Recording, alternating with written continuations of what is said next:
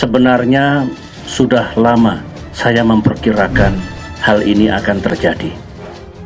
Saya minta Pak SBY jujur, terbukalah pada publik, terbukalah pada kita semua. Saya sudah ngalamin penjara 8 tahun. SBY soal Hambalang ya? Jangan. Hambalang udah jelas nggak ada apa-apanya. Kenapa Angie tidak menyebutnya dalam persidangan? Saya takut. Saya masih berpikir Keanu harus selamat, Om Opa harus selamat. Dan kalau saya mau dibilang penakut, saya terima. Ya, aku takut, Mbak. Saya terpaksa harus menyampaikan penjelasan karena tiba-tiba hari ini ada serangan yang disampaikan oleh mantan narapidana. Siapa yang mau dikontak atau didatangi? Pak SBY misalnya? Boleh kalau beliau berkenan. Kan saya bukan siapa-siapa. Terus terang, banyak yang tidak berani bertemu saya. Menerima telepon saya pun menghindar. Katanya, takut. Kenapa dia tidak berbicara bahwa ada orang-orang yang menikmati uang dari Hambalang ini tidak tersentuh hukum dan bernaung di dalam kelompok mereka? Akhirnya kita mulai jadi bertanya-tanya dan menyimpulkan gitu. Oh, ini maksudnya. Kayaknya memang ada yang mengawal di KPK supaya salah satu pangeran itu nggak terkait kasus Hambalang. Supaya Hambalang itu menghukum beberapa orang aja. Kan jadi berkesimpulan seperti itu gitu ya.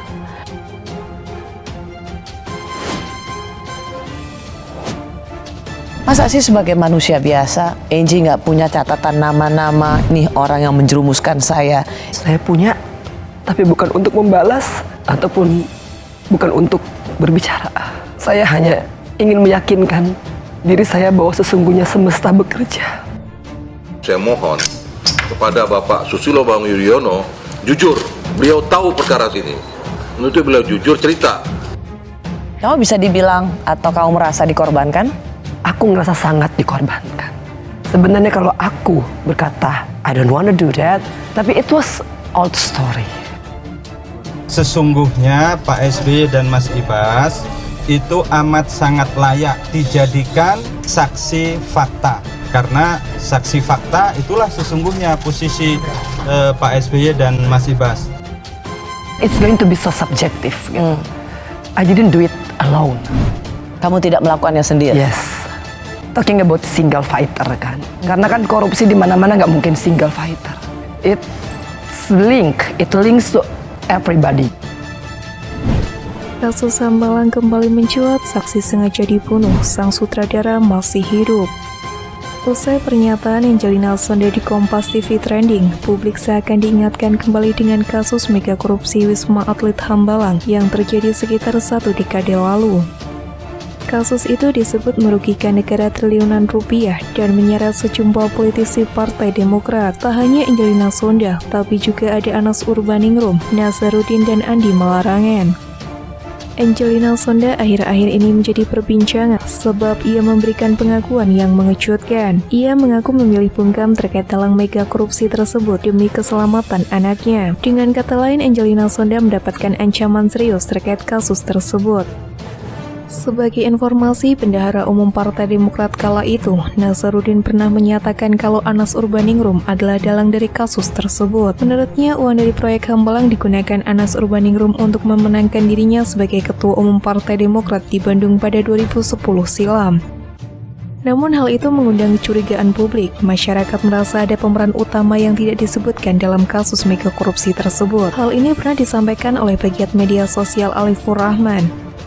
Ia menyoroti ada banyak keanehan dalam kasus mega korupsi tersebut. Di antara yang paling mengerikan adalah saksi kunci kasus korupsi Hambalang yang meninggal misterius. Ia menyebutkan Hambalang bukan hanya proyek mangkrak, bangunan seram atau proyek yang melibas elit-elit Partai Demokrat, namun di dalamnya juga ada cerita-cerita berdarah. Hambalang itu mengerikan bukan cuma karena dia bangunan yang belum selesai, tapi ada darah-darah manusia yang terlibat di sana. Ada kematian-kematian yang terlibat di sana. Sebagian saksi-saksinya mati misterius, mati dibunuh, kata dia di saluran YouTube 2045 dikutip Hops ID pada Jumat 29 Oktober 2021 lalu. Ali lalu menceritakan kisah awal ini dimulai dari kesaksian Lisa Lukitawati yang merupakan asisten dari proyek Hambalang. Dalam sebuah kesaksiannya, dia tiba-tiba mengaku bahwa dia diancam untuk dibunuh. Dia diancam banyak orang, salah satu yang mengancam adalah seorang istri dari Kombes Pol. Jadi awal cerita ini itu dimulai dari Lisa. Dia tiba-tiba mengaku bahwa dia diancam untuk dibunuh, diancam oleh banyak orang. Salah satunya yang mengancam pembunuhan adalah Bupur atau Sylvia Soleha. Dalam beberapa pernyataan, wanita ini disebutkan sangat berkuasa. Ia bisa menghubungi menteri, mengadukan menteri, dan bahkan menyuruh-nyuruh polisi. Menurut saksi Lisa, dia ditemui oleh wanita ini dan mendapatkan ancaman agar tidak membongkar soal aliran uang di kasus korupsi Hambalang. Bupur, nama yang digadang-gadang mengancam, menemui Lisa dan bilang bahwa kalau sampai membuka soal aliran uang, maka dia akan bernasib sama dengan Arief Gunawan, Direktur Riva Medica yang sudah meninggal lebih dulu. Dia juga jadi saksi kunci kasus Hambalang, tutur Alif Rahman. Ceritanya tuh dia bilang bahwa Sylvia Soleha ini atau Bupur menemui dia dan bilang bahwa kalau kamu sampai membuka soal aliran uang, kamu akan bernasib sama seperti Arief Gunawan atau Arief Gundul. Dia juga adalah saksi kunci dari kasus korupsi Hambalang ini. Arief Gundul atau Arief Gunawan ini sebelumnya sudah meninggal dunia. Meninggal mendadak, nggak ada alasannya apa, nggak ada keterangannya gitu. Mati, pokoknya mati. Sebelum Lisa datang untuk bersaksi, Arief Gunawan sebenarnya baru pertama kali menelpon Lisa. Arief berpesan agar tidak mengungkapkan rahasia kasus tersebut, karena perasaannya saat itu sangat buruk untuk Lisa. Arief Gunawan sendiri dikabarkan sudah meninggal pada akhir tahun 2021.